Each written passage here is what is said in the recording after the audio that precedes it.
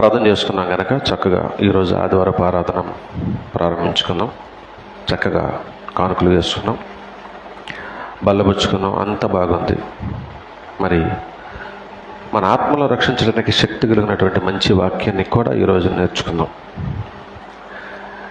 ఈరోజు చాలా చోట్లని కాదు, ప్రపంచవ్యాప్తంగా కూడా 400 కంటే ఎక్కువ కోట్ల మంది జనాభా కొన్ని లక్షల సంఘాలలో ప్రపంచవ్యాప్తంగా ఈరోజు ఆరాధనలు కొనసాగుతున్నారు. కొంచెం అటు ఇటుగా కొద్ది గంటల తేడాతో. కొంతమందికి ఆదివారపు ఆరాధన అయిపోయింది, ఇప్పుడు మనకి ప్రారంభమవుతుంది. మరి కొంతమందికి కొంతసేపటి తర్వాత ప్రారంభమవుతుంది. అంటే సూర్యుడు తిరుగుతున్న దిక్కును బట్టి సగం ఇప్పుడు వెలుగులో ఉంది, సగం చీకట్లో ఉంది. ఆ వెలుగులో ఉన్నటువంటి దేశాలన్నిటికీ కూడా ఈరోజు ఆదివారమే. కొంతమందికి దాటి వచ్చేసాం, కొంతమందికి ఇప్పుడు ఉన్నాం, కొంతమందికి ఏదేమైనా అందరూ సంఘాల్లో దేనుకున్నాము అంటే అందరము మన అక్కర్ల కొరకు, మన అవసరతల కొరకు ప్రభు సన్నిధిలోకి వెళుతూ ఉన్నాం. సహజంగా మన ప్రయాణం ప్రభుతో ఎప్పుడైతే మనం యేసుక్రీస్తును నమ్మి బాప్తిస్మం ద్వారా ఆయన రక్తంలో కడగబడి ఆయన పిల్లలుగా మన దేవుని సంఘంలో కొనసాగటానికి వచ్చినప్పుడు, ఎప్పుడైతే ఆయనతో మన పాణిగ్రహణం, తెలుసు కదా పాణిగ్రహణం అంటే ఏమంటారు దాన్ని? పాణిగ్రహణం అంటే నిశ్చితార్థం. Very good. ఎప్పుడైతే మన ప్రభువుని అయ్యా నువ్వు నా వరుడవు, నేను నీ వధువుని అని స్త్రీ పురుష భేదం లేకుండా మనమంతా కూడా ఆయన చేయి పట్టుకొని ఆయనతో ప్రయాణం ప్రారంభించాం. చిన్నగా మెల్లిమెల్లిగా అడుగులు వేసుకుంటూ నడక నేర్చుకున్న కొద్ది రోజులకి పరుగు ప్రారంభించాం. అయితే ఈరోజు మనం వేసుకోవలసిన ప్రశ్న ఏంటంటే, యేసు ప్రభుతో మనం ప్రయాణించిన ఈ బుల్లి అడుగుల నడక కానీ, ఆ తర్వాత బాగా ఎదిగిన తర్వాత నడిచే బలిష్టమైన అడుగులు వేసే నడక కానీ, ఆ తర్వాత ఇంకా పౌరుషంగా దేవుని కొరకు ప్రయాణించే పరుగు కానీ, ఇవన్నీ దేని కొరకు అని ఆలోచించవలసిన అవసరత ఈరోజు మన ముందు ఉంది. ఎందుకొరకు మనం ప్రయాణం మొదలుపెట్టాం యేసు ప్రభువుతో, ఎందుకొరకు మనం పరిగెడుతున్నాం అని ఆలోచిస్తే 2 కనపడతాయి కారణాలు.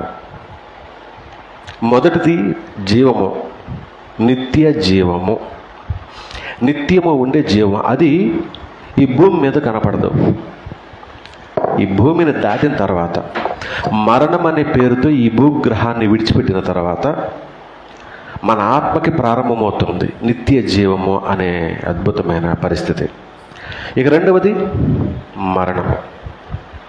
అయితే ఇది కూడా మరణం, ఈ భూమి మీద కనిపించే ఈ శరీర మరణం కాదు, కానీ ఇది కూడా నిత్య మరణమే, నిత్య నరకమే. ఈ భూమి మీద ఉన్నప్పుడు అందరికీ కూడా జీవం ఇస్తాడు, అందరికీ మరణం ఇస్తాడు. అర్థమవుతుందా? అందరికీ జీవం ఇస్తాడు దేవుడు. ఎవరికి? మనకేనా? ఈ భూమి మీద ఇంకా మిగిలి ఉన్న 84 లక్షల రకాల ప్రాణులన్నిటికీ జీవం ఇస్తాడు, ఆహారం ఇస్తాడు, పోషిస్తాడు. ఆ తర్వాత అదే సమయంలో అందరికీ సాదాసీదాగా వచ్చే సాధారణ మరణం. చచ్చిపోతాం కదా, అందరూ రోజు మట్టిలోకి వెళ్ళిపోతాం కదా. ఈ 84 లక్షల రకాలు అన్నిట్లోనూ మరణానికి వెళ్ళకుండా, భూమిలోకి మట్టిలోకి వెళ్ళకుండా ఉన్నదేది ఏదీ లేదు. అయితే మనం మాట్లాడుకుంటున్నది ఈ భూమి మీద మిగతా అన్ని రకాల ప్రాణులకి ఈ మరణంతో తుది. ఎందుకంటే అవన్నీ భూమిలోంచి వచ్చినవి కనుక, భూమి కూడా ఒక దేవదూతే కనుక వాటన్నిటికీ నరకం లేదు. ఎందుకంటే వాటిలో ఏ ప్రాణిలోనూ పాపం లేదు కనుక. మరి పాపంతో ఉన్నటువంటి ఒకే ఒక్క ప్రాణి భూమి మీద ఎవరయ్యా అంటే పాపం చేసే ప్రాణి, భయం లేకుండా పాపం చేస్తూ ఉన్న ప్రాణి. రేపు చేయబోయే పాపానికి కూడా ఈరోజే పునాదులు వేసుకుని, ఆలోచించుకొని, ప్లాన్లు వేసుకుని పెట్టుకునే ప్రాణి ఎవరైనా ఉంది అంటే భూమి మీద మనిషి అక్కడే. స్త్రీ ఏమి, పురుషుడేమి. నేను చేసేసాం, ఈరోజు ఫ్రెష్గా మొదలు పెట్టేశాం.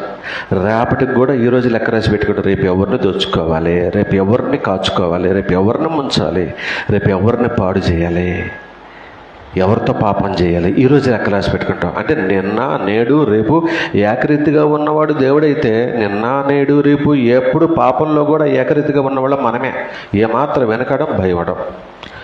కాబట్టి ఆయన మాట్లాడుతున్నది ఏంటంటే, యేసుక్రీస్తులోకి వచ్చిన తర్వాత నీ ప్రయాణం దేని కొరకు మొదలుపెట్టు? ఈ లోకంలో ఉన్న వీటి కొరకేనా, లేకపోతే లోకం దాటిపోయిన తర్వాత నీకు రాబోయే నిత్య జీవం కొరకు ఏమైనా ప్రయాసపడుతున్నావా అని ఈరోజు మనకు ఒక పాఠం నేర్పబోతూ ఉన్నారు దేవుడు. ఆ పాఠం పేరే మన ప్రయాణము లేదా మన పరుగు దేని కొరకు? జీవం కొరక, మరణం కొరక? బ్రాకెట్లో రాసుకునేవాడు జీవము మరణము అని రాసుకొని మన పరుగు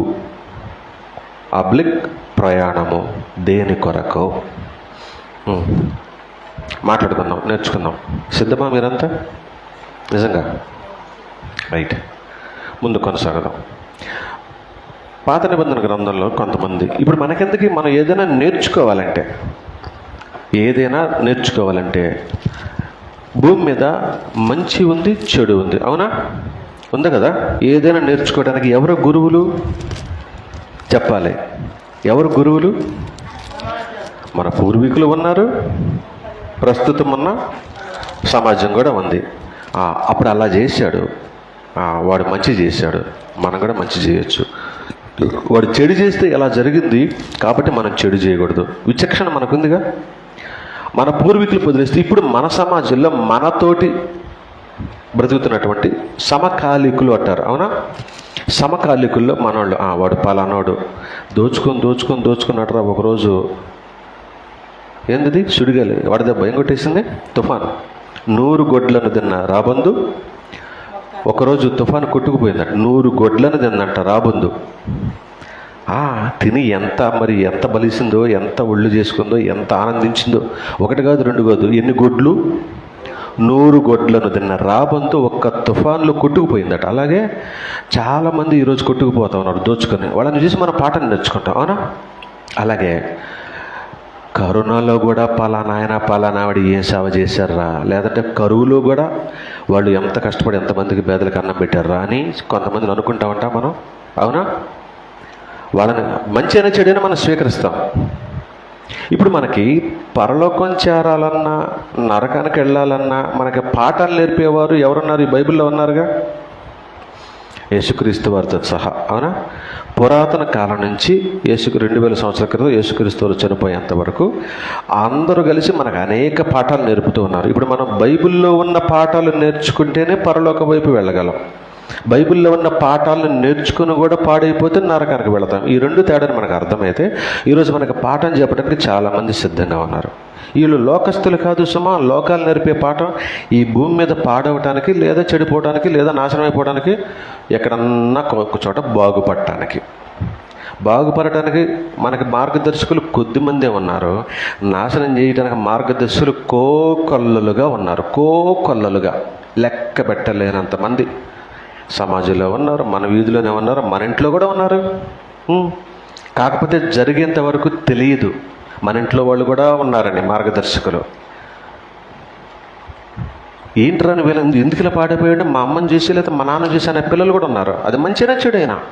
సో ఈరోజు మన కుటుంబంలో కూడా, ఈ దైవిక కుటుంబంలో చాలామంది ఈరోజు మనకు పాఠం నేర్పడానికి సిద్ధంగా ఉన్నారు, అవునా? ఒకరోజు ఒక ఆమె పాఠం ప్రారంభించింది. ఒక ఆయన పేరు అబ్రహాం గారు. ఆయన గురించి పాత నిబంధనల కంటే క్రొత్త నిబంధనల్లో దేవుడు ఒక మాట రాయించారు. మీరు ఒకసారి కనుక హెబ్రీయులకు రాసిన పత్రిక 11వ అధ్యాయం రెఫరెన్స్లు ఉంటే నేను చాలా ఉంటే కానీ నేను చెప్పను, చదివి వినిపిస్తాను. వినపడ్డప్పుడు రాసుకోవాలనుకునే వాళ్ళు రాసుకోండి, ఓకే? 11వ అధ్యాయం 10వ వచనంలో ఒక మాట రాయించారండి అబ్రహాం గారి కోసం దేవుడు. హెబ్రీయులకు రాసిన పత్రిక 11వ అధ్యాయం 10వ వచనం. ఏలయనగా దేవుడు దేనికి శిల్పియు నిర్మాణకుడై ఉన్నాడు, పునాదులు గల ఆ పట్టణము కొరకు అబ్రహాం ఎదురు చూచుచుండు. అబ్రహాం గారి గురించి రాయించిన మాట ఏంటంటే, ఆదికాండంలో కూడా గుడారాల్లో నివసించారట. అదే హెబ్రీ పత్రిక 11వ అధ్యాయంలో కూడా రాసి పెడతారు. గుడారాల్లో నివసించారట, పునాదులు గల ఆ పట్టణం కొరకు. ఈరోజు మనం ఎందుకు ప్రయాణం ప్రారంభించాలో పాఠం నేర్చుకున్నాం. ఈరోజు అబ్రహాం గారు, ఇస్సాకులు, యాకోబులు, మోషేలు, ఏలియాలు, ఎలీషాలు చాలామంది రాబోతున్నారు మనకి పరిచయం చేయడానికి. వాళ్ళ ప్రయాణం దేని కొరకు ప్రారంభించారు, మన ప్రయాణం దేని కొరకు వస్తున్నాం, ఓపికగా విందాం. అంతే కదా. ఇప్పుడు ఆయన కొరకు అంటే దేనికి నిర్మాణకుడై ఉన్నాడో దేవుడు, అదేంటి భూమిని నిర్మించిన వాడు ఆయనే. ఆకాశ మహాకాశాలను కట్టించిన వాడు ఆయనే. వీటన్నిటిని నియమించి మన కొరకు క్రమంగా పని చేయిస్తూ ఉన్నవారు కూడా ఆయనే. అందుకే కదా మనం ఈరోజు ఎంత చక్కగా మాట్లాడుకున్నాం. 2024వ సంవత్సరము జూలై నెల 28వ తారీఖు తేదీ టైము 11:45 అని చెప్పుకుంటున్నామంటే ఎవరు చెప్తే జరిగింది? ఆయనే కదా. మరి ఆయన నిర్మించిన పునాది గురించి ఇంకొక పట్టణం గురించి మాట్లాడుతున్నారు భక్తుడు. దేవుడు దేనికి నిర్మాణకుడు శిల్పి అయి ఉన్నాడో ఆ పునాదులు గల పట్టణం. అంటే ఈ భూమి దీనికి పునాదులు లేవా? లేవు. ఎలా చెప్తామంటే భూమిని ఎక్కడ వేలాడి తీసాడంటుంది బైబిలు. శాస్త్రవేత్తలు ఆశ్చర్యపోయారుగా. భూమి శూన్యులు పునాదులు లేవా? లేవు. ఆయన నిలిపి ఉంచాడు కనుక నిలుస్తోంది. ఆయన ఒకరోజు దీన్ని పడగొట్టబోతూ ఉన్నాడు. పేతృపత్రికలు మనం చదువుకున్నాం అంతకుముందు. పునాదులు అసలు సిసలైన పట్టణం ఒకటి ఉందట. దేనికి నిర్మాణం, అసలు నిర్మాణం దేనికట? మళ్ళీ చదవండి అన్నమాట. 11వ వచ్చిన 10వ వచ్చిన.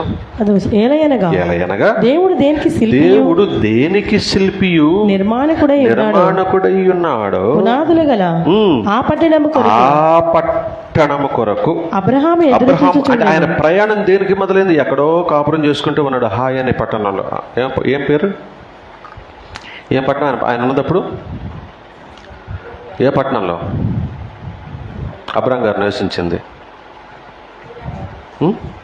ఊరు. వింటానే ఉంటాం. ఊరు పేరే ఊరు. ఊరనే పట్టణంలో నుంచి బయలుదేరి వచ్చాడు. అబ్రహాము వచ్చేసాయంటే ఏం మాట్లాడుకుంటూ వచ్చేసాడంట. ప్రయాణం మొదలుపెట్టాడు అప్పటి నుంచి. ఆ తర్వాత చాలా దూరం నడిపించాడు దేవుడు. బిడ్డ కొరకు 25 ఏళ్ళు ఎదురు చూశాడు. తొందరపడి హాగరుతో బిడ్డను కన్నాడు. చాలా ప్రయాణాలు చేసిన చివరికి ఆయన ప్రయాణము, ఆయన పరుగు ఎక్కడ ముగిసిందా అంటే ఆ పట్టణమట. మరి ఈ క్రమంలో ఎంత సంపాదించాడు, ఎంత అందమైన భార్యను కలిగి ఉన్నాడు. 90 ఏళ్ల సార గురించి దేవుడు రాయించాడంటే అంత సౌందర్యవతట ఆమె. ఈరోజు మనం 30 దాకా కర్ల 25 దాటితేనే 20 దాటితేనే ముసలమ్మలం అయిపోతున్నాం మనం. మహా అయితే ఒక 15-20 సంవత్సరాల నుంచి 30 వరకే మన అందం అంతా. 30 తర్వాత ఈ పనులు ఒత్తిడి మూలంగా, పిల్లల మూలంగా, కష్టాలు శ్రమల మూలంగా, ఎదురు చూపుల మూలంగా ఒకటేంట్లే 20లోనే 60 వయసులో ఉండేవాళ్ళు ఉన్నారు. కానీ ఆ రోజు 90 ఏళ్ల సారా కూడా అందంగా ఉందంటే ఆమెని ఎవరన్నా ఏమైనా చేస్తారనే భయంతో కూడా ఉన్నాడు ఆయన. అటువంటి పరిస్థితిలో ఉన్న ప్రయాణం ప్రారంభించిన ఆయన ఎంత ఆస్తిపరుడు. గుడారాల్లో నివసిస్తూ ఎందుకున్నాడయ్యా అంటే పునాదులు గల పట్టణం ఒకటి ఉంది, పరలోకం దాని పేరు. ఆ పరలోకంలో నా పరుగు ముగించాలి, ఇక్కడ ముగిసిన మరుక్షణం అక్కడ ఉండాలని ప్రారంభించాడట. ఈరోజు మనం ఎలా ఉన్నామో తర్వాత చూద్దాం. ఇంకొక ఆమె బయలుదేరింది. మధ్యలో తొందరపడి భార్య మాట వినేసి నేను ముసలిదాన్ని అయిపోయాను, నాకు బిడ్డలు పుడతారో లేదో అని చెప్పేసి ఒక పని ఆమెనిస్తే ఆమెతో కాపురం చేశాడు. చక్కగా బిడ్డను కన్నాడు.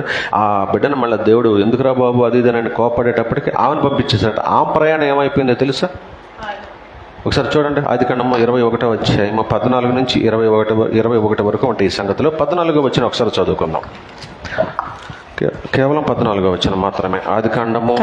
కాబట్టి తెల్లవారినప్పుడు అబ్రహాము లేచి ఆహారమును నీళ్ల తిత్తిని తీసుకొని ఆ పిల్లవానితో కూడా హాగరునకు అప్పగించి ఆమె భుజము మీద వాటిని పెట్టి ఆమెను పంపివేసెను.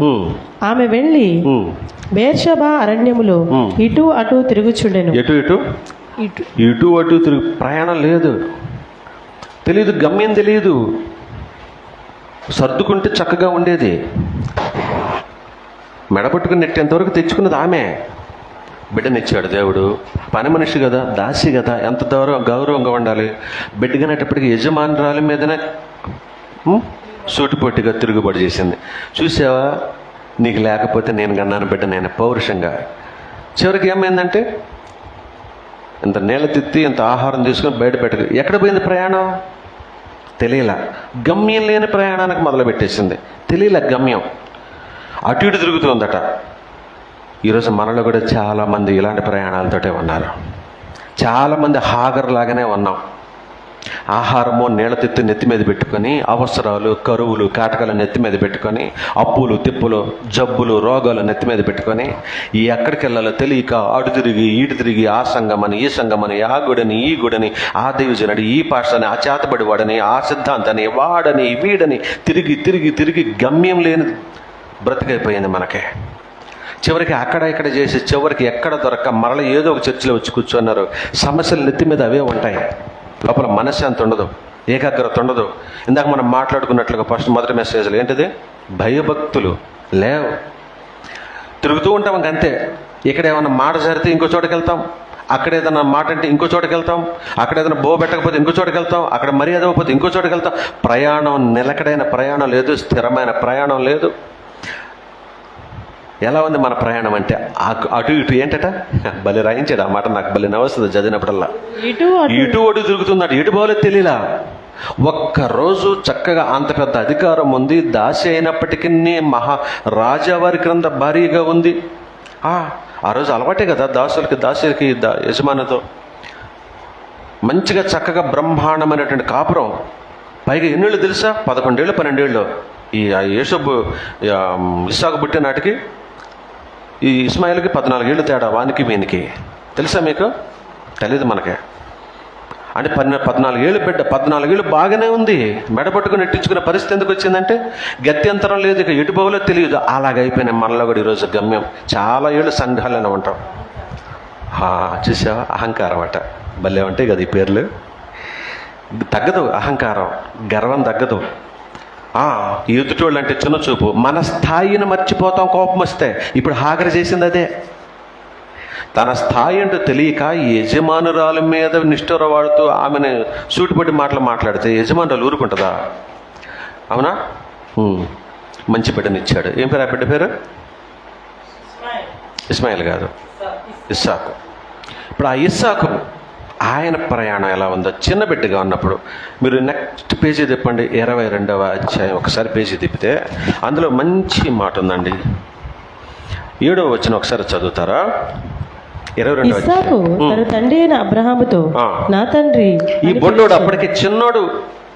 అబ్రహాంతో ప్రయాణం మొదలు పెట్టేటప్పటికి అబ్రహాం గర్భంలోంచి అంటే పుట్టి పెరిగి పెద్ద కొద్ది సంవత్సరాల వయసు వచ్చేటప్పటికి అబ్రహాముని పరిశోధనకు నిలిపాడు దేవుడు. అబ్రహాం, మీ అబ్బాయిని నాకు కావాలరా బాబు, ఇచ్చేసేయి బలిగా, దహన బలిగా. చిత్తం ప్రభుని తీసుకెళ్ళిపోయాడు. ఆ తీసుకెళ్లే క్రమంలో ఈ చిన్న బిడ్డ తన తండ్రితో ప్రయాణం చేస్తూ దేవుడి గురించిన జ్ఞానం చిన్నప్పటి నుంచి తండ్రి వద్ద నేర్చుకుంటూ ఉన్నాడేమో. అందుకే ఒక అద్భుతమైన మాట మాట్లాడాడు. నాన్న పిలిచాడట. ఏం నా కుమారుడా అని పిలిచాడు. ఏంటి my son? Daddy daddy. What my son? ఇది సంభాషణ. ఇప్పుడు ఈ సన్ అంటున్నాడు డాడీతో. ఏమంటున్నాడు? అందుకతడు, ఏమి నా కుమారుడా అని. అప్పుడు అతడు, నిప్పును కట్టెలను ఉన్నవి గాని దహన బలికి గొర్రెపిల్ల ఏది అని అడుగుగా, అబ్రహాము, నా కుమారుడా, దేవుడే దహన బలికి గొర్రెపిల్లను చూచుకొందని చెప్పాను. తర్వాత కూడా చదవండి. ఇలాగ వారిద్దరూ కూడా కూడి వెళ్ళి దేవుడు అతనితో చెప్పిన చోటికి వచ్చినప్పుడు అబ్రహాము అక్కడ బలిపీఠము కట్టి కట్టెలు చక్కగా పేర్చి తన కుమారులకు ఇస్సాకును బంధించి ఆ పీఠము పైన కట్టెల మీద ఉంచెను. కట్టెలు మోసే పిల్లగాడు పెద్దోడేగా. తండ్రితో పాటు నడిచి కట్టెలు మోపెత్తుకుని తిరుగుతున్నాడంటే నాన్నతో పాటు వెళ్తున్నాడంటే పెద్దోడేగా. అవునా? ఇప్పుడు ఈ పిల్లల్ని అందరికల్లా లాస్ట్ లక్కీ గడ చిన్నాడు. వాడిని పట్టుకోవడానికి ఏదన్నా కట్టెల మీద కానీ లేదా పొయ్యి మీద ఒక అట్లకాడ పెట్టి, ఏమక్కర్లా, కత్తులు కటార్లు చాకులు పలుగులు పారలు బరిసెలు బల్లెలు ఏవద్దు, చిన్న అట్లకాడ పొయ్యి మీద పెట్టేసి వాడిని ఒక చేత్తో పట్టుకోండి. నెట్టి పరిగెట్టేది బలమంతా తెచ్చుకొని. చాలా బలం ఉంది ఆ పిల్ల దగ్గర, సన్నగా ఉంటుంది కానీ. అవునా? ఆ రోజు కట్టెలు మోసే పిల్లగాడు అంటున్నాడు, నాన్న ఏంటి కుమారుడా, మరి కట్టెలున్నాయి, అగిపెట్టుంది, ఇంకెవరు కావాలి? దహన బలిని చెప్పావు కదా, నాకు అర్థమైంది. వాళ్ళతో చెప్పలేదు కానీ నాకు అర్థమైంది నీతో పాటు వస్తుంటే. దహన బలికి గొర్రె పిల్లేది లేదా పశువు ఏది అడిగాడంటే తెలివన్నట్టుగా, జ్ఞానం కలిగిన వాడేగా. ఇప్పుడు ఆ పిల్లగాడిని తండ్రి ఏం చేస్తున్నాడట? చదువుకున్నాం మనం. కట్టెలు చక్కగా పేర్చి తన కుమారుని ఏం చేశాడట? బంధించాడంటే కాళ్ళు చేతులు కట్టేస్తాడంటే పిల్లగాడికి అర్థమవుద్దా లేదా? బలి పశువు నేనే అని. అవునా? ఇప్పుడు ఎలా ఉంది ఆయన ప్రయాణం దేవునితో? పొడుగు పెట్టేసి తండ్రి కత్తి పైకెత్తితే కూడా నాన్నని నెట్టేసే వయసు. నాన్నకి ఎన్నేళ్ళు తెలుసా అప్పటికే? బిడ్డ పుట్టినప్పుడు ఆయనకి ఎన్నేళ్ళు తెలుసా మీకు? శారమ్మకి 90 ఏళ్ళు, అబ్రహం గారికి 100 ఏళ్ళు. 100 ఏళ్ళ తర్వాత ఈ పిల్లగాడు పుట్టి ఒక 5 ఏళ్ళు అయిందో 6 ఏళ్ళు అయిందో 7 ఏళ్ళు అయిందో 10 ఏళ్ళు అయిందో మనకు రాయించాల. కనీసం 10 అనుకుందాం. కట్టెలు మోస్తాడంటే 10 ఏళ్ళన్నా ఉంటాయిగా. ఇప్పుడు అప్పుడు ఆ వయసు అంతా అబ్రహం గారికి 110 ఏళ్ళు, వృద్ధుడేగా. అవునా? ముసలోడా ఎట్ట కనపడుతున్నాను నీ కంటికి, లేక పుడితే నా వయసు 10 ఏళ్ళు, నీ వయసు 110 ఏళ్ళు, నీ వాళ్ళు చేస్తే రేపటికి 2, నేను నాకు చాలా వయసు ఉంది, నన్ను చంపడానికి వస్తావని నెట్టేస్తాం. ఈరోజైతే మనం కొరికి పారిపోతాం. కాళ్ళు చేతులు కట్టేస్తామంటే మెలకుండా నిలబడ్డాడంటే ఏంటి ఆ ప్రయాణం? ఆ చిన్న వయసులోనే దేవునితో ప్రయాణం ఎలా ఉంది?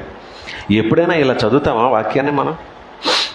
ఏమంటారంటే దాన్ని ధ్యానించడం అంటారు. ఒకసారి ధ్యానించడానికి కూర్చుంటే కూడా తిక్కలలాగా కనపడతాం చూసేవాళ్ళకి. ఎన్నో ముప్పురుగా ఉంటామంటే ఆలోచనలు. నేను 3 రోజులు బట్టి 2 పాటలు సిద్ధపరచుకున్నాను. ఈరోజు ఈ పాట పాత, ఈరోజు ఫ్రెష్గా తయారైంది. ఇప్పుడు మాట్లాడటానికి ఇది ఏర్పాటు చేసుకున్నాను. చూసేవాళ్ళకి ఎలా ఉండొచ్చు. నేను ఒక అవమానం అనే పాఠం సిద్ధపరిచా. 100 ఉన్నాయి లోపల ఆలోచనలు. 2 రోజులుగా విపరీతంగా తీవ్రంగా ఆలోచిస్తాను, ఎప్పుడు వస్తుందో బయటికి. ఆ ఆలోచనతోనే ఉన్నాను గత 3 రోజులుగా. ఈరోజు అనుకోకుండా రాత్రి వచ్చిన ఆలోచన, రాత్రి ఇది జ్ఞాపకం వచ్చింది. ఆ రోజు ఆ పిల్లగాడికి ఎన్ని ఆలోచనలు ఉంటాయి కదా. ఏమీ చేయకుండా మౌనంగా చేతులు కట్టేసుకున్నాడంటే ఈ రోజు కూడా మనం మాట్లాడుకున్న అబ్రహాము దేవుడా, ఇస్సాకు దేవుడా, యాకోబు దేవుడా అని పాటలు పాడుకుంటున్నాం. అంటే చిన్న విషయమే ఏంటి? 40 ఏళ్ల వయసులో అమ్మ చనిపోతే, పిల్లది నాన్న నువ్వైతే ఇంకా పెళ్ళిళ్ళు చేసుకుంటున్నావు, హ్యాపీగా ఉన్నావు. ఆ చనిపోయినాక మళ్ళీ కెతురు అని ఒక ఆమె చేసుకున్నాడు. ఆ వయసులో కూడా ఎవరు? అబ్రహం గారు. ఈయన గారు పెళ్లి పెట్టాక లేకుండా తిరుగుతూ ఉంటే ఏం చేశాడు తెలుసా? తల్లి చనిపోతే పొలాల్లోకి వెళ్ళాడు ప్రార్థన చేసుకోవడానికి. మనకు నేర్చుకుంటున్నాం ఆయన గురించి ఏమైనా? అర్థమవుతుందా ఆయన గురించి? ఆయన కుమారుడు ఇంకొక ఆయన ఉన్నాడు. ఎవరైనా? యాకోబు గారు. ఇప్పుడు ఆయన ఏం చేస్తున్నాడు? ఒకసారి 22 వచ్చిన చదివరికిందా. ఇప్పుడు 32 వచ్చిన తీయండి, పక్కన 32 వచ్చిన తీయండి ఒకసారి. 32 వచ్చిన అధ్యాయం సారీ, ఇందాక 22 అధ్యాయం చదివాం కదా, ఇప్పుడు 32 అధ్యాయం 24 వచ్చిన ఒకసారి. యాకోబు ఒక్కడు మిగిలిపోయిను, ఒక నరుడు తెల్లవారు వరకు అతనితో పెనుగులాడను. 26 వచ్చిన ఆయన తెల్లవారుచున్నది గనుక నన్ను పోనిమ్మనగా అతడు నీవు నన్ను ఆశీర్వదించితేనే గాని నిన్ను పోనీయనెను.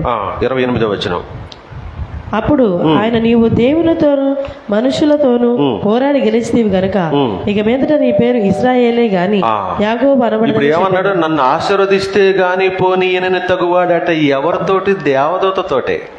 ఏం ఆశీర్వాదం? ఈరోజు మనం అడుగుతున్నాం. ఇప్పుడు ఆయనకు ఆశీర్వాదం ఏంటో తెలుసు? ఎంతమంది అప్పటికి సంతానం ఆయనకి? 4 భార్యలు, 2 భార్యలు, 2 ఉపపత్నులు, 4 భార్యలు, 11 మంది సంతానం. 12 వాడు ఇంకా పుట్టలేదు అప్పటికే, బెన్యామీను. 11 మంది సంతానము, ఒక ఆడపిల్ల, దాసదాసీ జనాంగము, లెక్క పెట్టడానికి వీలైనంత గొర్రెల మంద, పశువుల మంద.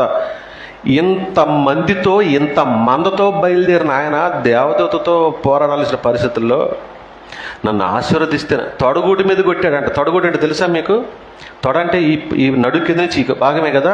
ఈ తొడకి నడుముకి అంటిపెట్టుకోవడానికి గూడు అనే ఒక జాయింట్ ఉంటుంది, తొడగూడు అంటారు దాన్ని. అది సడిలిపోతే మనం విపరీతమైన నొప్పితో విలవెల్లాడిపోతాం. ఎంత బలిష్టమైన మొనగాడైనా సరే ఆ తొడలో గూడు ఏదైనా సడిలిపోతే కుంటినడికే ఇంకా జీవితం అంతా. అటువంటి తొడగూడు మీద కొట్టి కుంటోని చేస్తే కూడా నువ్వు కొడితే కొట్టావు అని కాళ్ళు పట్టుకుని వేలబడుతూ ఉన్నాడంటే ఏంటి ఆ ప్రయాణం? అసలు ఒక రోజంతా రాత్రంతా ఆ నొప్పిని భరిస్తూ నన్ను ఆశీర్వదించు అంటే ఏం ఆశీర్వాదం? ఇంకా పశువులు ఉన్నాయి, ఇంకా డబల్ కావాలి ప్రభా. 4 భార్యలు ఉన్నారు, పక్కన ఇంకో 0 ఉంటే బాగుంటుంది ప్రభా. 4 ప్రభా, ఇంకో 0 పెడతాను ప్రభా. 40 మంది అన్నా లేకపోతే ఎలా ప్రభా? ఇదే ఆశీర్వాదం అనుకుంటున్నారా? కాదు.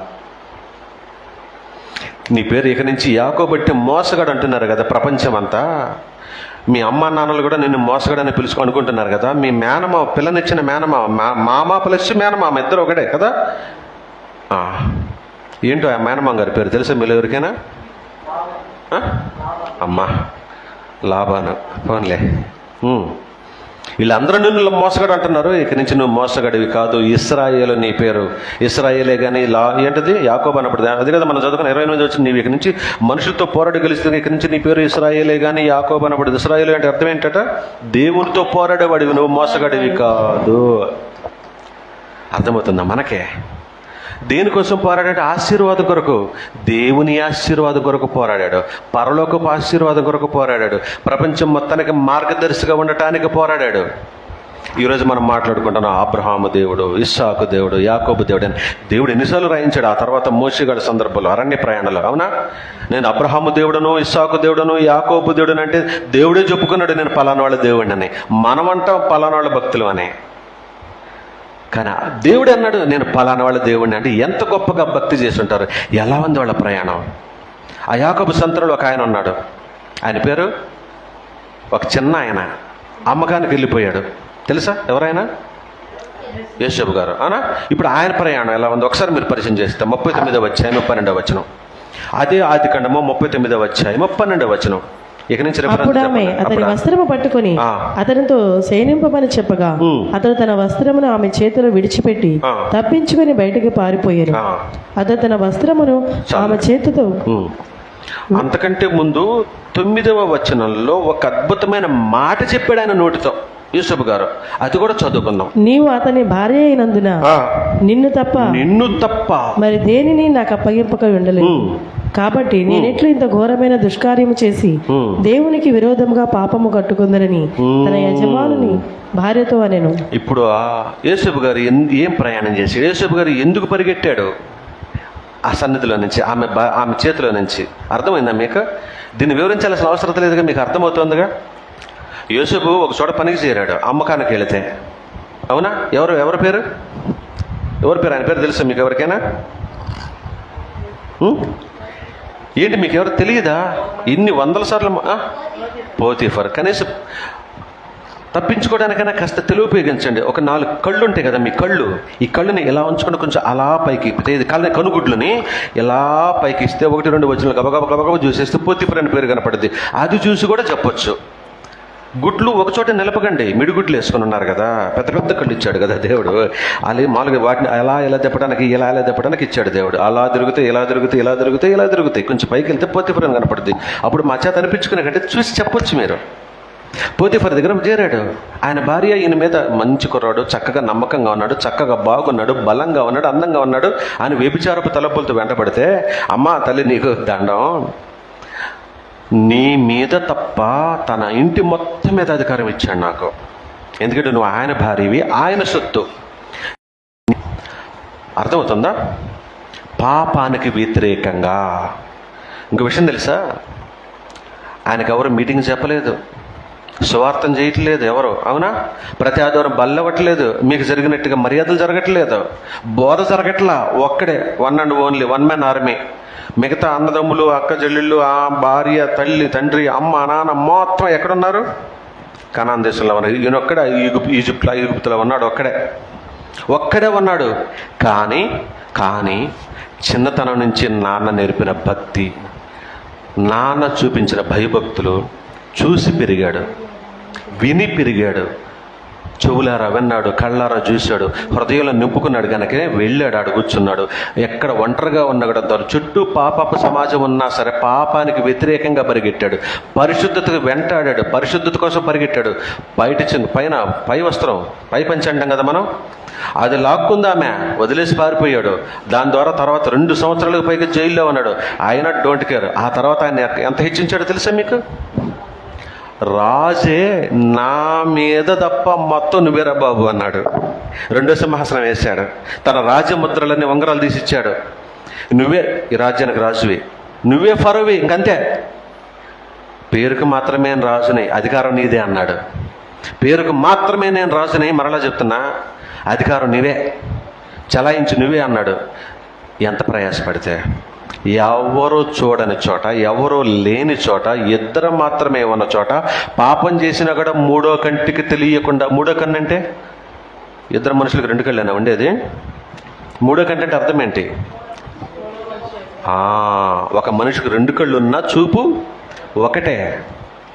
2 కళ్ళున్నా ఒకే దృశ్యాన్ని చూస్తే గనక దాని అర్థం అది. 2వ కన్ను అంటే ఇద్దరే ఉన్నారు, 2 కన్ను. 3వ కన్ను లేదు అక్కడ. ఇద్దరే ఉన్న చోట కూడా పాపం చేస్తే ఏ ప్రమాదము లేకపోయినా కూడా దానిని చేసి ఎవరికి తెలియకుండా కప్పిపెచ్చగలిగి ఉండనా కూడా, ఇగో పైన ఒక కన్ను ఉంది, ఆ కన్నును దాచలేమనే భయంతో బ్రతికాడు గనక, పారిపోయాడు గనక, జైలు పాలైనా కూడా నోరు మూసుకుని భరించాడు గనక ఒక రాజ్యానికి అధికారం అయ్యాడు. చనిపోయేంతవరకు రాజుగానే ఉన్నాడు. తెలుసా మీకు? ఏం నేర్చుకుంటున్నావు అటువంటి వాళ్ళ మధ్య మనం? మన పరుగు, మన ప్రయాణం మందిరంలోకి వస్తే ఏం మోసుకొని వస్తున్నాం? హాగర్లాగా ఇటు అటు ఇటు ఇటు తిరగటమే సరిపోతుంది మన జీవితం అంతా. వస్తున్నాం పోతున్నాం, ఎందుకు వస్తున్నామో తెలియదు, ఎందుకు పోతున్నామో తెలియదు. వస్తే ఏం నేర్చుకుంటున్నామో తెలియదు, బయటకు పోయాక ఏం ప్రదర్శించాలో తెలియదు. బయటకు పోయాక మనం క్రైస్తవులు మనం ఎలా ప్రకటించాలో తెలియదు, ఎలా ప్రవర్తించాలో తెలియదు. హాగర్ లాంటి బ్రతుకులు అయిపోయినాయి మనకి. నెత్తిన పెట్టుకుని తిరుగుతున్నాం సమస్యలన్నింటినీ. ఎంత భారంతో ఉన్నాం. మోషే గారు దేవుని మంద పర్వతాన్ని తీసుకెళ్ళడానికి వచ్చాడు. తెలుసా మీకు? నిర్గమకాండం 3వ అధ్యాయం. తీయొద్దులండి, ఇక ఎక్కువైపోతే నేను మాట్లాడుకుంటూ వెళ్తా. అవసరమైనప్పుడు చెప్తాను, అప్పుడు చదవండి. నిర్గమకాండం 3వ అధ్యాయం అంటే ఈ సంగతులన్నీ. మందను మేపుకుంటూ ఉన్నాడు, దేవుని మందను తీసుకెళ్తా ఉన్నాడు. మోషే అని పిలిస్తే వచ్చాడు. నాయనా, నా జనాంగాన్ని మొత్తం మోసుకెళ్ళాలి నువ్వు అన్నాడు. తెలుసా? దేవుని పర్వతం దగ్గర తీసుకెళ్ళి మందని అప్పటికే గొర్రెల మందని మేపుతా ఉన్నాడు. 1వ వచనంలో ఉంటుంది. ఆ తర్వాత 10వ వచనంలో ఉంటుంది. నిర్గమకాండం 3వ అధ్యాయం 10వ వచనంలో, నా మందను తీసుకెళ్తావా? రమ్ము, చదవండి. రమ్ము, నిన్ను ఫరో యొద్దకు పంపెదను. ఇశ్రాయేలీయులైన నా ప్రజలను నీవు ఐగుప్తులో నుండి తోడుకుని పోవలెనను. అందుకు మోషే, నేను ఫరో యొద్దకు వెళ్ళుటకును. చాలంటే, నా సైన్యాన్ని, నా ఇశ్రాయేలు జనాంగాన్ని ఫరో దగ్గర నుంచి నువ్వు బయటకు తీసుకురావాలి, రా మోషే అని దేవుని పని కొరకు పిలిపించాడట. ఇప్పుడు మోషే ప్రయాణం మొదలైంది. మీకు అందరికీ తెలుసు, 40 సంవత్సరాలు ఎంత ఇబ్బందులు పడ్డాడో, ఎంత నరకం అనిపించాడో ఆ మందతోటి. ఈ మంద మొత్తాన్ని దేవుని దగ్గరికి చేర్చాలని, దేవుని పర్వతం దగ్గర తీసుకెళ్లాలని ఎంత ప్రయాసపడ్డాడో, మధ్యలో ఎన్ని అవమానాలు పడ్డాడో. ఈ టెన్షన్ తట్టుకోలేక మనం అంటే బీపీ పెరిగిపోయిందిరా బాబు, తట్టుకోలేకపోయానని. ఈ క్రమంలో తొందరపడి నోరు జారి ఒకే ఒక్క మాట అన్నందుకు, ద్రోహులారా అన్న మాట వాడినందుకు తను కూడా కోల్పోయాడు అక్కడికి వెళ్ళే భాగ్యాన్ని. ఎంత ప్రయాణం చేశాడండి? ఎంత ప్రయాణం చేశాడు మనకు తెలియదు. ఏలియా గారిని మీకు తెలుసుగా. ఒకసారి 40 రోజులు, ఒకరోజు మీరు ఆ మాట చదువుతారు ఏలియా గారి గురించి.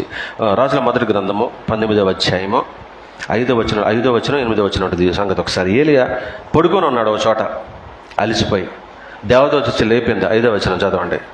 రాజుల మొదటి గ్రంథము 19వ అధ్యాయము 5వ వచనం 8వ వచనం. అందరూ పరుణ్ణి నిద్రించుచుండగా ఒక దేవదూత వచ్చి అతన్ని ముట్టి, నువ్వు లేచి భోజనం చేయమని చెప్పాను. అతడు చూచినంతలో అతని తల దగ్గర నిప్పుల మీద కాల్చబడిన అప్పము నీళ్ల బుడ్డియు కనబడేను గనుక అతను భోజనం చేసి తిరిగి పరుండేను. మళ్ళీ 8వ వచనం చదవండి. మళ్ళీ 7వ వచనంలో మళ్ళీ రెండోసారి భోజనం చేయి, మళ్ళీ కాసేపు నాకు మళ్ళీ లేచి మళ్ళీ ఇంకో రౌండ్ భోజనమై, ఎందుకంటే నీకు బోలెడు పని అన్నాడు. 8వ వచనంలో చెప్పింది. చదవండి. అతను లేచి భోజనము చేసి ఆ భోజనపు బలము చేత 40 రాత్రి బవళ్ళు ప్రయాణము చేసి ఏమండి దేవుని పర్వతమని 2 సార్లు భోజనం పెట్టి 40 రోజుల ప్రయాణం ఇచ్చాడు. తెలుసా మీకు? పౌరుషం కలిగిన వాడు ఎవరో ఏలియా. ఎవరు? ఏలియా గురించిన మనం మాట్లాడుకుంటుంది, అవునా? పౌరుషంగా బ్రతికాడు. 450 మంది జనాంగం. ఎవరోళ్ళు? అన్ని ప్రవక్తలు, బయలు ప్రవక్తల్ని యుద్ధమే చేశాడు వాళ్ళతో. నిలువున తగలబెట్టేశాడు వాళ్ళని. అంత పౌరుషం కలిగిన వాడు. చిన్న విషయం అనుకుంటున్నారా అంటే? ఒకరోజు చెట్టు కింద పడుకోబెట్టి 2 సార్లు భోజనం పెట్టి, కొంచెం భోజనం పెట్టింది, మళ్ళీ తర్వాత దేవత వచ్చి మళ్ళీ లేచి మళ్ళీ ఇంకో రౌండ్ తినంది. ఎందుకమ్మా అంటే, ఇప్పుడే కదా తిన్నానంటే, లేదు నీకు చాలా ప్రయాణం ముందుంది. 2 భోజనాలు పెట్టి పెద్ద పని అప్పగిస్తే 40 పగళ్ళు రాత్రి పగళ్ళు ప్రయాణం చేసి ఒక చోటకి వెళ్ళాడు దేవుని పర్వతం దగ్గర. చిన్న పని ఉంది, ఆ పని కోసం 40 రోజులు. ఇప్పుడు ఏలియా గారి ప్రయాణం ఎవరి కొరకు అంటే దేవుని పని నిమిత్తమే జరుగుతుంది. ఏ ఆశ లేదు. 40 రోజులకి ఏం లేదని కదా అక్కడ ఆ మాటకు అర్థం. అంతేనా? 40 రాత్రి పగలు ప్రయాణం చేశాడు, ఏం తినలేదు. ఇంకా 40 రాత్రి పగలు ప్రయాణం చేయాల్సి వచ్చింది. ఆయన దగ్గర శిష్యుడిగా వచ్చారు ఒక ఆయన. ఎవరైన పేరు? ఎలీషా. ఇప్పుడు ఆయన గారిని ఆ పర్వతం దగ్గర పోయిన తర్వాత కొన్ని డ్యూటీలు అప్పగించేసి, ఈ డ్యూటీలను అయిపోయిన తర్వాత, ఇదిగో పలానా చోట ఎలీషా ఉన్నాడు, నీ త్వరలో వెళ్ళబోతున్నావు, నీ తర్వాత నీ శిష్యుడిగా నాకు ప్రవక్తగా ఎలీషాను నియమించు అని ఏలియాకి దేవుడు చెప్తే, ఇప్పుడు మీరు 19వ అధ్యాయం చదివారు కదా, 20వ వచనం 21వ వచనం చదవాల్సిందే మీరు. అందుకు అతడు ఎడ్లను విడిచి ఏలియా వెంట పరుగెత్తి, నీవు పోయి నా తల్లిదండ్రులను ముద్దు పెట్టుకుని తిరిగి వచ్చి నిన్ను వెంబడించదనని చెప్పి అతడిని సెలవడగుగా అతడు పోయి రమ్ము, నా వలన నీకు నిర్బంధము లేదని చెప్పాను. అందుకతడు అతడిని విడిచి వెళ్లి కాడి ఎడ్లను తీసి వధించి వాటి మాంసమును గొర్రెల చేత వంట చేసి జనులకు వడ్డించెను. వారి భోజనం చేసిన తరువాత అతడు లేచి ఏలియా వెంబడి వెళ్లి అతనికి ఉపచారము చేయుచుండెను. ఈయన పోయేసరికి మిగతా పనులను చూసుకుని ఏలీషా దగ్గరకు వచ్చాడు. ఏలియా గారు తన శిష్యుడిగా మార్చడానికి, తన బదులు ప్రవక్తగా నియమించడానికి. ఆయన వచ్చేలోపు ఎలీషా గారు ఏం చేస్తున్నాడు తెలుసా? 12 అరకలకి ఎద్దులను కట్టేసి చక్కగా వాటన్నిటిని ఒక అరక కట్టేసి చివరి ఎడ్లని ఈయన చూసుకుంటూ 12 అరకల చేత వ్యవసాయం చేపిస్తున్నాడట. అంత పెద్ద వ్యవసాయదారుడు ఆయన. అర్థమవుతుందా అక్కడ చేసిన పని, ఆయన చెప్పిన పని? ఏం చేయలే, ఏలియా పోయి దుప్పటేశాడట అతని మీద. ఏలియా అతని చేరబోయి తన దుప్పటి అతని మీద వేయగా 19వ వచనం చివరి లైను. ఏలియా ఉందా అక్కడ? చదవండి ఉంటే. ఏలియా అతని చేరబోయి దుప్పటేశాడంట, అంతే. ఏంటి మహానుభావ, ఇన్నెట్లు ఇంత వ్యవసాయం ఉంది, నేను ఏమనుకుంటున్నా, నేను మామూలు రైతును అనుకుంటున్నావా? నేను ఏం మాట్లాడలా. అయ్యా ఒక్కసారి మా అమ్మ నాన్న పోయి పలకరించి వస్తా అని చెప్పి పరిగెత్తాడు. సరిపో, నిర్బంధం ఏం లేదు, బలవంతం ఏం లేదు, తొందరగా పో, నేను ఏడ కూర్చుంటాను అన్నాడు. ఒక ఎడ్ల జతన తీసుకొని గొర్తి నొగల అని రాయించాడు. ఆ మాటకు అర్థం తెలుసా? కాడికి సంబంధించిన పైన వేసే కాడి, ఆ చక్రాలు, బాడీ ఉంటదే ఎద్దుల బండికి, దాని పేరు గొర్తి నొగల అని రాయించాడు. మనకు అర్థం కాదు ఆ భాష. అవన్నీ చితగొట్టి విరగొట్టి కట్టెలుగా మార్చి జత ఎడ్లను తీసి వాటిని నరికి చక్కగా మాంసం వండి బంధువులకి స్నేహితులకి భోజనం పెట్టి, ఇక మీకు నాకు టాటా బాయ్ బాయ్, నేను వెళ్తున్నాను పరిచర్యకని ఏం చేశాడు తెలుసా? 32 చివరి వచ్చిన 21 వచ్చిన చివరి మాట, చివరి లైన్, లాస్ట్ లైన్. వారు భోజనం చేసిన తర్వాత అతడు లేచి ఏలియా వెంబటి వెళ్ళి ఉపచారం చేయుచుండెను. ఒక దైవజనుడికి ఉపచారం చేయటానికి, దైవజనుడికి చాకరీ చేయటానికి, దాసునిగా ఉండటానికి 12 ఎడ్ల వ్యవసాయం చేసే రైతు బయలుదేరి వెళ్ళిపోయాడంటే ఈరోజు మన పరిస్థితి ఏంటే? ఒక జత చాలదా మనకి? జత ఎడ్లు కూడా అక్కర్లా, ఎడ్లు ఉండాలి ఈరోజు. 2 చుట్టాలుండి చాలు ఇంట్లో. ఏముండదు ఇంట్లో పని, రాలేం బయటికి ఇల్లు పెట్టి. వండి పెట్టేది ఉండదు, వండేది ఉండదు, కడిగేది ఉండదు. ఊరికి లేవటం, నిద్ర లేవటం, స్నానం చేసి మందిరానికి వచ్చినా కూడా సరిపోయేవాళ్ళు ఉన్నా కూడా ఇంట్లో చాకరీ చేసి అవసరత లేకపోయినా కూడా మనం రాలేం. 12 జతలు వదిలేసి అమ్మ నాన్నకి టాటా చెప్పి ఒక జత ఇడ్లుని వధించి భోజనాలు పెట్టి విందు భోజనం చేసి, దేని కొరకు ప్రయాస? దేవుని సేవ కొరకు పరిచర్య. ఆ పరిచర్యలు ఆయన చేసిన అంత గొప్ప పరిచారకుడికి తర్వాత ఇంకొక పరిచారకుడు వచ్చాడు. ఆయన శిష్యుడు ఎవరో తెలుసా పేరు? ఏలీషా దగ్గర పనిచేసిన ఆయన పేరు తెలీదా? గెహజీ అండి. మర్చిపోయారు అప్పుడే. ఒక 4 నెలలు గడిచిపోతే అవి మర్చిపోతే మళ్ళీ కొత్తగా. గెహజీ ఆయన ఏం చేశాడు తెలుసా? మా పాస్టర్ గారికి ఏం తెలియదండి, పిచ్చి మహారాజు అంటాడేంటి, పిచ్చి డాష్ అని ఉంటాడు కదా, ఆడికి ఏం తెలియదండి, ఆడు సంపాదించుకోడు, మనల్ని సంపాదించుకున్నాడు, ఆడు తినడు, మనల్ని తినలేడు అని ఈడు పరిగెట్టాడు. ఎక్కడికి? ఎవరి దగ్గరికి? సిరియా రాజు దగ్గర నుంచి వచ్చి, సిరియా దేశం నుంచి వచ్చి నయమాను దగ్గరికి కుష్ఠరోగాన్ని కొనుక్కొచ్చుకున్నాడు. ఏలీషా ప్రయాణం ఎలా ఉంది, ఏలియా ప్రయాణం ఎలా ఉంది, అంత గొప్ప వాళ్ళ దగ్గర పరిచర్య చేసిన గెహజీ ప్రయాణం ఎలా ఉంది? ఈ మోషే దగ్గర కూడా ఒక ఆయన ఉన్నాడు, కోరహు అతని పేరు. తెలుసా మీకు? నువ్వేనా ఏంటి మేము చేయలేమా పూజ? నువ్వేనా ఏంటి మేము వెలిగించలేమా దీపార్తులు? నువ్వేనా ఏంది దేవుడికి పూజ చేసేది? నువ్వేనా ఏంది గంట కొట్టేది? నువ్వేనా ఏంది హారతి ఇచ్చేది? మేము చేయలేమా? 250 మందిని కూడగట్టాడు వ్యతిరేకంగా. కోరహు, అబీరాము, దాతాను అనే వాళ్ళ పేర్లతో. ఈ సంఖ్యాకాండ 16 అధ్యాయాలు అంటే ఈ సంగతులు. సంఖ్యాకాండ 16 అధ్యాయంలో మేము చేయలేమా అన్నాడు. ఎలీషా మోకరించి దండం పెట్టాడు ప్రభు ఎదుట. ప్రభువా ఏంటి పరిస్థితి అంటే, నువ్వు తీసుకొచ్చే మోషే వాళ్ళని పిలువు, నేను చూసుకుంటే వాళ్ళ సంగతి అన్నాడు. సమాజం మొత్తాన్ని దూరం జరగమన్నాడు. ఇలాగా ఒకసారి భూమికి ఆజ్ఞ వేస్తే ఏం జరిగిందో తెలుసా? ఒకసారి మీరు సంఖ్యాకాండము 16వ అధ్యాయము 1 నుంచి 33 వరకు ఉంటే 32, 33 వచనాలు చదవండి చాలు. భూమి తన నోరు తెరిచి వారిని వారి కుటుంబాలను కోరహ సంబంధులందరినీ వారి సమస్త సంపాద్యమును మృంగివేసెను. వారును వారి సంబంధులందరూ ప్రాణముతో పాతాళంలో కూలిరి. భూమి వారిని మృంగివేసెను. తెలుసా, కానుకల కోసం అధికారం కోసం పరిగెట్టిన వాడు భూమిలోకి వెళ్ళిపోయాడు. బ్రతికి ఉండగానే తను చేసిన పాపానికి ఆయన 650 మంది మొత్తాన్ని తగలబెట్టేశారు, నిలువున రాళ్లతో కొట్టి చంపారు. ఆయనైతే వాళ్ళ కుటుంబాన్ని అంతటి భూమి మింగేసిందట. తెలుసా, తెలియట్లే మనకి. బిలాము అని ఒక ఆయన ఉన్నాడు, వద్దని చెప్పినా కూడా పరిగెట్టాడు కానుకల కోసం. బాలాకు రాజు మంచోడు, మోయాబు రాజు బాలాకు భలే మంచోడు, బోలెడు కానుకలు ఇస్తాడని ఇశ్రాయేలు జనాంగానికి వ్యతిరేకంగా శాపం పెట్టడానికి బయలుదేరాడు. గాడిదొచ్చి బుద్ధి చెప్పేంత వరకు బుద్ధి రాలా. గాడిదని వేసుకుని బయలుదేరాడు, ప్రయాణం మొదలుపెట్టాడు. పరిగెడతామన్నాడు గాడిద మీద. గాడిద 2 సార్లు పక్కన పడేస్తే కూడా అర్థం కాల. 3ఓసారి మళ్ళీ ఒత్తేస్తే కొట్టాడు దాన్ని. గాడిదకు నోరిచ్చాడు దేవుడు. ఎందుకయ్యా నన్ను కొడతావు? ఎన్నాళ్ళ బట్టి నీకు గాడిద చాకరీ చేస్తావన్నా, ఇప్పుడైనా నీ మీద ఇలా చేయటం కద్దా అంటే అలవాట? నా పొరపాటు ఎప్పుడైనా జరిగావా? ఇప్పుడే కదా, ఇప్పుడు ఎందుకు జరిగింది నువ్వు ఎందుకు గమనించవు అంటే అప్పుడు కళ్ళుదెరి చూస్తే ఖడ్గం పట్టుకుని నిలబడ్డ దేవదూత కనపడింది. సంఖ్యాకాండం 22వ అధ్యాయంలో.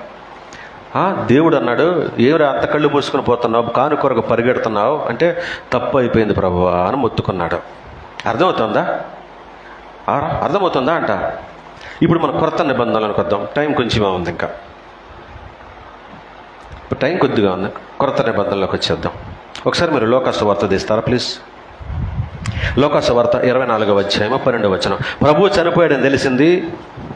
అమలక్కలంతా పరిగెత్తుకుంటూ వచ్చారు. యేసుక్రీస్తు వారు లేరు, అయ్యగారు లేరు, లోపల మన ప్రభువు లేడు అని చెప్పేస్తే ఇప్పుడు ప్రారంభించాడు. పరిగెట్టుకుంటూ వెళ్ళాడు. ఎక్కడ పరిగెట్టాడు తెలుసా? పేతురు గారు 24వ పేతురు లేచి సమాధి యొద్దకు పరిగెత్తుకుని పోయి వంగి చూడగా నారబట్టలు మాత్రమే.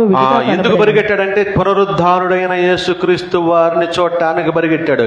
అప్పుడు ఇంకా కొంచెం అనుభవాలు తేట ఉన్నాడు. ఒకసారి దృఢపడిన తర్వాత, బలపడిన తర్వాత, బాప్తిసం తీసుకుని మనిషి పరిశుద్ధాత్మను పొందుకున్న తర్వాత ఇదే పేతురు గారు అప్పుడు బలహీనుడు, నిజమా కాదని పరిగెట్టాడు. నిజమేనా, లేచాడంటావా అని పునరుద్ధారుడైన యేసు సమాధిలో ఉన్నాడో లేదో చూద్దామని పరిగెట్టినాయన. ఆ తర్వాత దేవుని కొరకు తన్నులు తింటామంటే అపొస్తలుల కార్యాల గ్రంథం 5వ అధ్యాయంలో 41వ వచనంలో దేవుని పని నిమిత్తమే తన్నులు తినడానికి, అవమానాలు పడటానికి ఎంత సంతోషంగా ఉన్నారు. ఈరోజు మనం ఏ మాత్రం అవమానం వచ్చినా సరే ఇక్కడికి తీసుకుంటున్నాం. ఎంత మాట అంటాడా, ఇంత మాట అంటుందా నన్ను అని. ఆయన 5:41 ప్లీజ్ త్వరగా. నా నామము కొరకు అవమానం, నా నామము కొరకు అవమానం పొందుటకు పాత్రులను ఎంచబడినందున వారు సంతోషించుచు మహాసభ ఎదుటి నుండి వెళ్ళిపోయి. ఈరోజు నేను ఎవరినన్నా మీకు బుద్ధి లేదంట ఇప్పుడు దాకా వచ్చారంటే మీరు ఎమ్మటి తిరిగి చూస్తారా, లేకపోతే రాళ్ళు వేయరు. కానీ మనసులో రాళ్ళు కాదు, ఏదైనా వేసి కొడదా అనిపిస్తుంది. కానీ పైకి మాత్రం నవ్వుతున్నట్టుగా ఉండి ఇక రేపటి నుంచి ఇటు మొహం చూడొద్దులే, ఇప్పటికి మెలకుండా ఊరుకొని వెళ్ళిపోదాం అంటారు మీరు. అవునా? నిజం చెప్పండి, ఇప్పుడు లేటుగా వచ్చిన మనసు అలానే ఉంటుంది. నేను కనుక ఒక మాట అంటే పైకి నవ్వుతారు, లాభం లేదమ్మా వీడు గోల భరించలేకపోతున్నా, ఇంకా ఎందుకు ఈ చర్చికి వేరే చోటుకి వెళ్దాం, ఇంక వీడొకటే నా పాస్టర్, అదొకటే నా సంఘం అనుకుంటాం మనం. ఆ రోజు అన్ని దెబ్బలు కొడితే ఆ నామము కొరకు ఏమన్నాడు ఆయన? ఎంత భాగ్యం నాకు, యేసుక్రీస్తు వారి కొరకు అవమానాలు పడతామంటే ఎంత భాగ్యం నాకు. పైగా తప్పు చేసి కాదు ఆయన. ఈరోజు మనం తప్పు చేసినా కూడా మాట అంటే ఓర్చుకోలేని పరిస్థితిలో మీరున్నారు. ఆ రోజు దేవుని పని చేసి అవమానాలు పెడితే ఎంత గొప్ప భాగ్యం అనుకున్నారు ఆయన. ఒకసారి మీరు ఫిలిప్పీ పత్రికలోకి వస్తారా? పౌలు గారు ఒక అద్భుతమైన మాట రాయించాడు 3వ అధ్యాయంలో 12వ వచనం. ఒకసారి చదువుతారా ఫిలిప్పీ పత్రిక?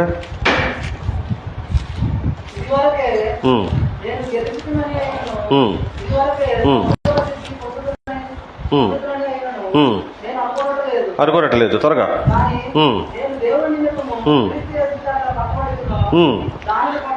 పట్టుకొన వలనని పరిగెత్తుచున్నాను సహోదరులారా, నేను ఇదివరకే పట్టుకున్నాను తలంచుకున్నాను, అయితే ఒకటి చేయుచున్నాను, వెనక ఉన్నవి మనిషి ముందున్న వాటి దగ్గరకు వేగరు పడుతూ దేవుని దగ్గరకు వెళ్ళాలని పరిగెడుతున్నాను, గురి ఎద్దుకు పరిగెట్టాలని ప్రయాసపడుతున్నాడంట పౌలు గారు.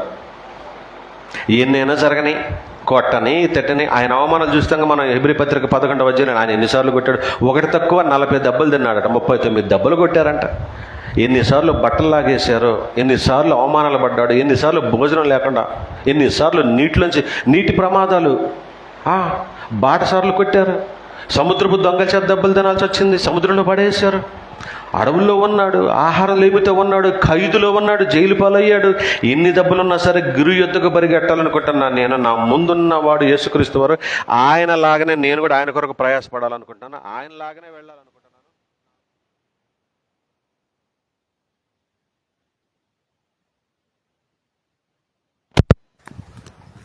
యేసు కొరకే నా ప్రయాణం అన్నాడు, యేసు దగ్గరికే నా ప్రయాణం అన్నాడు, యేసు కొరకే నా ప్రయాణం అన్నాడు, యేసు దగ్గరకే నా ప్రయాణం అన్నాడు. ఈరోజు మన ప్రయాణం యేసును వాడుకోవటానికి.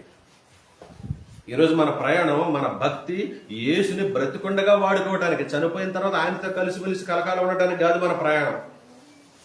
బ్రతికి ఉండగా ఈ శరీర అవసరతల కొరకు ఆయన వాడుకోవటానికి. ఒకరోజు ఫిలిప్పు ఉన్నాడు, ఒక చోట ఎక్కడో ఉన్నాడు, ఒక చోట ఎక్కడో ఒక ఆయన వెళ్ళాడు. ఎవరైనా తెలుసా మీకు? ఎవరికైనా ఫిలిప్ ఎవరి కోసం పరిగెట్టాడు తెలుసా మీకు? ఎవరికైనా? ఇథియోపియాలో పనిచేసే నపుంసకుడు వచ్చాడు, ఆరాధన చూసుకున్నాడు, బైబిల్ చదువుకుంటే వెళ్ళిపోతున్నాడు. ఎవరో బైబిల్ ఇచ్చారు, రాక వచ్చాడు మన దేశానికి. బైబిల్ ఇస్తే అప్పటి బైబిల్ ఏంటది, ఏమంటారు దాని పేరు? ధర్మశాస్త్రం. యెషయా గ్రంథం చదువుకుంటామంటే అక్కడో ఉన్నాడు ఫిలిప్పు. నానా ఫిలిప్పు, నువ్వు పరిగెత్తుకుంటే పలానా చోటకి వెళ్ళని ఆత్మ ప్రేరేపిస్తే, నేనుంటున్న మాట కదా అపొస్తలుల కార్యాల గ్రంథం 8వ అధ్యాయంలో వంటి సంగతులు కావాలని చూసుకోండి. 29 నుంచి 35 వరకు మొదటి ప్రారంభం వచ్చిన 29లో ఫిలిప్పు అప్పుడు ఆత్మ చెప్పిందట, పరిశుద్ధాత్మ చెప్పిందట, ఫిలిప్పు నువ్వు పలానా చోటకి వెళ్ళు, పలానా చోటకి పోయి మళ్ళీ చాలా మందికి లేదు. అలా వెళ్ళాం, ఆదివారం నాడు, మరలా ఆదివారం వచ్చేసాం, అంతే. ఎవరికి వాళ్ళం పని చేసామో లేదో ఎవరికి వాళ్ళని తెలుసు. నేను చేసానో లేదో మీకు ఎట్లా తెలుస్తుంది? నాకు తెలుసు, నా దేవునికి తెలుసు. లేదా నన్ను బాగా దగ్గరగా గమనించే నా భార్య పిల్లలకు తెలుసు, లేదా నన్ను బాగా గమనించే దగ్గర వాళ్ళకి తెలుస్తుంది. మరి మీ గురించి ఎవరికి తెలియాలి? కానీ మన అందరి గురించి ఒక ఆయనకి తెలుసుగా. పరిగెట్టుకుంటూ వెళ్ళాడు, ఆత్మల భారం కలిగి పరిగెట్టుకుంటూ వెళ్ళాడు. ఆయన పరుగు దేని కొరకు అంటే ఆత్మ రక్షించడానికి. వీళ్ళు ఈ పూట ప్రయాణం అయిపోతే, మన ఊరు దాడిపోతే ఆయన మనకు అందరూ ఈ లోపు నువ్వు వెళ్ళి నన్ను పరిచయం చేయి అన్నాడు. వాక్యం చెప్పాడు. ఆయన ఏమన్నాడు తెలుసా? బా నీళ్లు బండాపు, రథసారథి బండాపరా. ఆయన రథసారథి చెప్పి బండాపిచ్చి రథాన్ని దైవజనుడితో బ్రతుకున్నాడు. ఇదిగో నీళ్లు. కిందకి వచ్చేసాను, 35 వచ్చాను, చదవచ్చు. అందుకు ఫిలిప్పు నోరు తెరిచి ఆ లేఖనమును అనుసరించి అతనితో యేసును గూర్చి నా సువార్త చెప్తే తర్వాత కింద వచ్చిన వాళ్ళు బాప్తిసం తీసుకుని వెళ్ళిపోయాడు ఆయన అక్కడి నుంచి. ఇప్పుడు ఫిలిప్పు ప్రయాణం దేనికి? ఫిలిప్పు ప్రయాణం దేనికి? ఆత్మల భారం కలిగి ఒక మనిషి రక్షించడానికి. ఈరోజు జీవం గల దేవుని గురించి మాట్లాడుకున్నాం, యేసుక్రీస్తు వారి గురించి. అవునా? యేసుక్రీస్తు వారి గురించి మంచి మాట రాయడం తెలుసా? 12వ అధ్యాయం ఒక్కసారి చివరిగా ఆయన జ్ఞాపకం చేసుకొని ముగించుకున్నాం. ఆయన గురించి పరిశుద్ధాత్మ దేవుడు ఏం రాయించాడు పౌలు గారి చేత? ఎబ్రీ పత్రిక 12వ అధ్యాయం 2వ వచనం. మనము జీవం గల దేవుని కొరకు నిరీక్షణతో ఉన్నాం. మనం 12:2 ఏప్రిల్ రాసిన పత్రిక 12వ అధ్యాయము 2వ వచనం. 12 ప్రతి భారమును సులువుగా చిక్కులు పెట్టి పాపమును విడిచిపెట్టి యేసుక్రీస్తు వారికి ఒక బిరుదు తగిలిస్తున్నాడు. ఒక ఏంటది? విశ్వాసమునకు కర్తయు దానిని కొనసాగించేవాడు కూడా అయినటువంటి యేసు వైపు చూచుచు. ఎందుకట? ఎందుకు ఈ ఓపికతో పరిగెట్టాలి? ఆయన వైపు చూస్తూ. ఆయన ఏం చేశాడో చెప్తున్నారు, కంటిన్యూషన్. ఆయన అంట తన ఎదుట ఉంచబడిన పరలోకమనే ఆనందం కొరకట అవమానాన్ని నిర్లక్ష్య పెట్టాడట. ఈ శిలువను సహించాడంట. 2 ఈ 2 పనులు చేస్తే అక్కడ కూర్చున్నాడట. ఏ 2 పనులు అంట? మొదటిది అవమానాన్ని నిర్లక్ష్య పెట్టాడట, శిలువను సహించాడట. ఈ అవమానం అనే పాటలు విందురుగానే దీని గురించి. ఎంతటి అవమానం తెలుసా? చిన్న అవమానం అనుకుంటున్నారా ఏంటి? నిన్ను ఒక మాట అంటేనే నీకు ఏముండదు, ఏ స్థాయి ఉండదు, చిన్న స్థాయి మనది. మిమ్మల్ని ఒక మాట అంటే ఎన్ని సంవత్సరాలు ఆహారం పెట్టి, ఆత్మీయ ఆహారం పెట్టి ఇక్కడ ఇంట్లో ఇక్కడ భోజనం పెడుతున్నాము, ఇది ఈ భోజనం పెడుతున్నాము, ఈ భోజనం పెడుతున్నాం, ఇంత అధికారం ఉండి మీ మీద మీకు బాప్తిసం ఇచ్చిన ఆత్మీయ తండ్రి హోదాలో ఒక మాట అంటేనే మీరు ఓర్చుకోలేకపోతామంటే ఎందుకు పనికిరాని ఒక సాధారణ పౌరుడు, ఏ మాత్రం అర్హత లేని ఒక సాధారణ మనిషి లోకాలను కలిగి చేసిన గొప్ప చక్రవర్తి అయిన యేసుక్రీస్తు వారితో నీచంగా మాట్లాడుతుంటే, అవమానాలు చేస్తూ ఉంటే, ఎగతాళి చేస్తూ ఉంటే, కొడుతూ ఉంటే, తిడుతూ ఉంటే, కాళ్ళతో తంతూ ఉంటే, చర్ణకొడతో చెట్లు పోయేటట్టుగా వీపు చెట్లు పోయేటట్టుగా కొడుతూ ఉంటే, నీకు దమ్ముంటే ఇప్పుడు కొట్టి మమ్మల్ని అని అంటూ ఉంటే, ముందు మనగడవైతే నిన్ను నువ్వు కాపాడుకోవోయ్ అని అంటూ ఉంటే, పరిహాసం అంటే అదే. పరిహసించినంటే అదే అర్థం. మర్యాదగా మాట్లాడితే పరిహాసం అంటే అర్థమవుతుందా? కోపం వస్తే మర్యాదగా నీ చేతులు పెట్టుకుని అన్ని మూసుకుని వెళ్ళము అంటామా, లేదా మూసుకుని పోరా అంటామా? కదా, బాగా ఎంత మర్యాద. ఈ మాట నిన్ను నేనంటే ఓర్చుకోలేను, నన్ను నువ్వంటే ఓర్చుకోలేవే. మహారాజు రారాజు ఆయన అంటే అవమానాన్ని సహించాడు. నీ కొరకే నా కొరకే తెలుసా? అవమానాన్ని నిర్లక్ష్య పెట్టాడు అంటే అనుకుంటారా, ఏం కాదులే ఇంకొద్ది గంటల్లో నా ప్రయాణం అయిపోతుంది, వెళ్ళిపోతున్నాను ఈ లోకాన్ని విడిచిపెట్టి పరలోకానికి అని సిలువను సహించాడట, ఓర్చుకోవడానికి వెళ్ళాడట. అటువంటి ఆయన చూడమంటున్నాడు ఈరోజు మనకి. ఈరోజు మన ప్రయాణం ఎలా ఉంది? ఈరోజు మనం మొదటి నుంచి మాట్లాడుతున్నాం. అబ్రహాం ప్రయాణం దేని కొరకే? ఆ పునాదులు గల పట్టణం, ఆ పట్టణం కొరకట ప్రయాణం. వాళ్ళ నాన్న మాట చొప్పున నడిచాడు అబ్రహాం ఇస్సాక్ గారు. నాన్నకు ఎదురు తిరగలా. చిన్న వయసులోనే మరణానికి అప్పగించబోతే నోరు మూసుకుని చేతులు కట్టేయించుకున్నాడు. నాన్నతో ప్రయాణం మొదలైంది తండ్రి కొరకే. ఆయన కుమారుడు ఇస్సాకు తొడగుడు ఊడిపోతే యాకోబు గారు నన్ను ఆశీర్వదిస్తావా లేదని మొండిపట్టు పట్టుకున్నాడు. ఈరోజు తలనొప్పి వచ్చిందా, జ్వరం వచ్చిందా, లేవలేని పరిస్థితి వచ్చిందా, లేకపోతే నీకు ఇబ్బంది అయిందా, పడకేస్తాం మనం. మోకాళ్ళు వేయం. రోగం వస్తే మోకాళ్ళు వేయం, పడకేస్తాం మనం. ప్రభు చెప్తున్నాడు మోకాళ్ళు వేయమని చెప్తున్నాడు.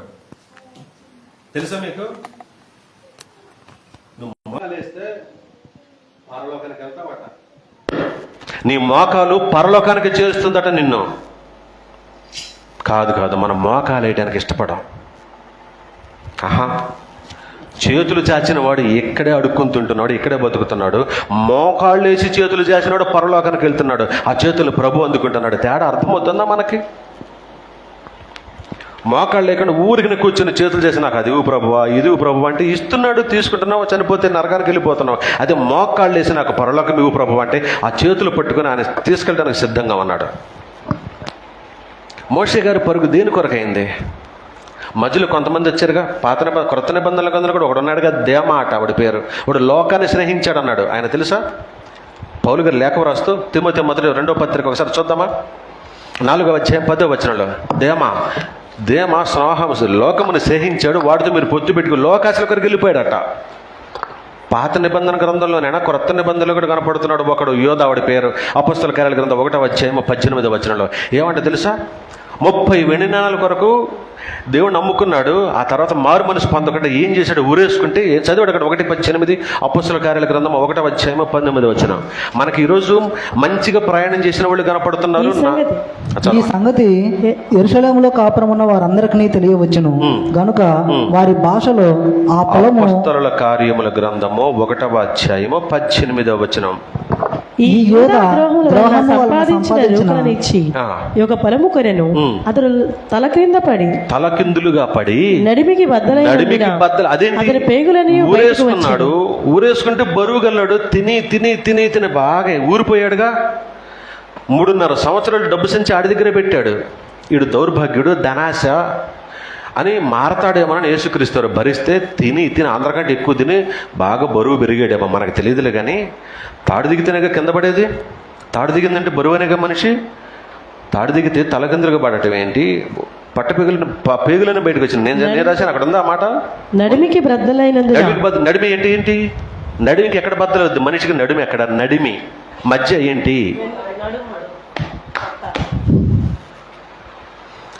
బొజ్జ బద్దలైపోయి పేగులు బయటకు వచ్చి చచ్చిపోయాడట. ఇప్పుడు నేనేమంటున్నానంటే పరిగెట్టిన వారు తెలుసు పరలోకాన్ని అందుకోవటానికి. ఈ లోకం కోసం పరిగెట్టిన వాళ్ళు తెలుసు. పాతకాలంలో మీకు చెప్పాను, కోరహు చెప్పాను, అవునా?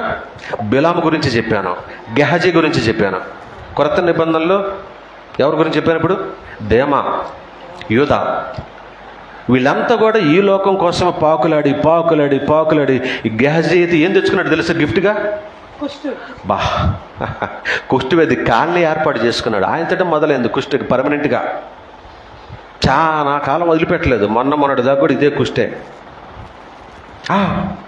ఏం సంపాదించుకున్నారు? ఈ లోకం కోసం పాకులాడిన వాళ్ళంతా మరణాన్ని తెచ్చుకున్నారు, అవమానాలు తెచ్చుకున్నారు, పేగులు బయటకు వచ్చేలాగా చచ్చిపోయారు.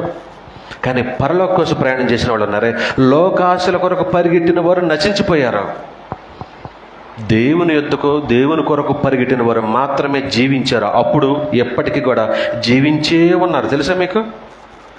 మనం మాట్లాడుకుంటున్న వాళ్ళంతా. మరి నీవు ఇప్పుడు నీ ప్రయాణం, ఇదే ఫైనల్ క్వశ్చన్ అయిపోయింది వాక్యం. నీ ప్రయాణం దేని కొరకు? నిజంగా జీవం కొరకు ప్రయాసపడి, నిత్య జీవం కావాలని ప్రయాసపడి, నిజంగా నిజాయితీగా బ్రతుకుతూ ఉన్నా లేకున్నా, ఏ స్థితిలో ఉన్నా దేవునితో సంబంధం కలిగి ఉంటూ పరిశుద్ధంగా బ్రతుకుతూ నిత్య జీవాన్ని పొందుకోవడానికి యుగ ప్రయాణమై ఎడకొస్తున్నావా? లేదా హాగర్లాగా తల మీద నిండా దరిద్రాన్ని పెట్టుకొని, ఈరోజు కడుపు నొప్పి తగ్గాలి ప్రభువా, ఈరోజు నా పిల్లకి పెళ్లి కావాలి ప్రభా, ఈరోజు ఈ బాకీ తీరాలి ప్రభా, ఈరోజు పొద్దు నుంచి వారు ఎక్కడ మొక్క దొరకలేదు, ఎవరైనా ఈరోజు పిలిచి 2 మొక్కలు ఇస్తే బాగుండు ప్రభా, ఇలాంటి ఆలోచనతో వస్తా ఉన్నావా? ఇస్తాడు దేవుడు. కానీ ఒక క్షణంలోనే ఎడగలిపోతామట. ఏది కావాలి మీకు? నిత్య జీవం కోసం మీ ప్రయాణం ప్రారంభించారా?